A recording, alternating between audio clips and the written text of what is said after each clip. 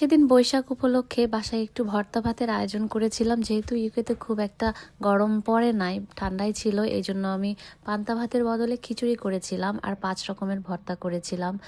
ইলিশ মাছ ভাজি করেছিলাম, সাথে ছিল বাংলাদেশের আমার মার হাতে রান্না করা ভুড়ি আর আমার শাশুড়ির হাতে রান্না করা গরুর মাংস। আর ভর্তার মধ্যে ছিল আলু ভর্তা, বেগুন ভর্তা, শুটকি ভর্তা, চিংড়ি আর বরবটি ভর্তা আর টমেটো ভর্তা।